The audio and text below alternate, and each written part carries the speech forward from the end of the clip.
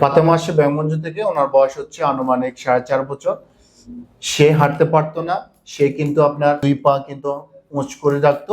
সে কিন্তু দাঁড়াতে পারতো না। তো ওনারা জীবনালা হাসপাতালে আসে ডাক্তার ইমাম হোসেন স্যারের মাধ্যমে। ডাক্তার ইমাম হোসেন স্যারকে আসার কারণে ওনারা আজকে 3-4 মাস যাবত এই ইমাম স্যারের ট্রিটমেন্ট চলতেছে। তো ট্রিটমেন্টের কারণে আপনার নাতি কতটুকু ইমপ্রুভ হয়েছে এটা একটু বলবেন। এটা ইনশাআল্লাহ মোটামুটি আগাইছে, বহুত আগাইছে। আচ্ছা আচ্ছা, কি সমস্যার জন্য এই হসপিটালে আসছেন আপনি? এই আসছি আড়ে না যেন, হ্যাঁ এই আটতো না, আরো বহু বহু জায়গায় নিয়েছি আমরা, কোনো পরিবর্তন দেখি না। জি, হরদি আমরা মানে এটা অনলাইনে পাই, সেটা আমরা মোবাইলের ভিতরে পাই, অনলাইনে পাইছেন? এখানে আনছি। হ্যাঁ, আনবার পরে মোটামুটি মনে করেন 4 বার আসে। 4 বার আসছেন টোটাল এখানে? 4 বার আসার কোথায় আসছেন? জীবন আলো হাসপাতালে। জীবন আলো হাসপাতালে। কোন ডাক্তারের কাছে আসছেন? ইমাম হোসেন নেই, ইমাম হোসেন স্যারের কাছে আসছেন। স্যারের কাছে একবার পরে আমরা মনে করেন 4 বারের ভিতরে মোটামুটি আমরা লাইন বালাই পাইছি।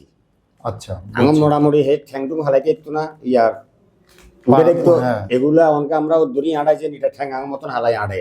আমরা দোয়া করি এই ফাতেমা যেন তাড়াতাড়ি সুস্থ হয়, জীবন আলো হাসপাতালে চিকিৎসাধীন থাকে এবং কি ডাক্তার ইমাম হোসেন স্যারের আন্ডারে এসে সুস্থ হোক। আমরা চাই ডাক্তার ইমাম হোসেন যেন তাড়াতাড়ি ওনাদের ট্রিটমেন্টে ফাতেমা যেন আরো তাড়াতাড়ি সুস্থ হয়ে হাঁটুক, তার দাদার যেন মনের আশাতে যেন পূর্ণ হয়।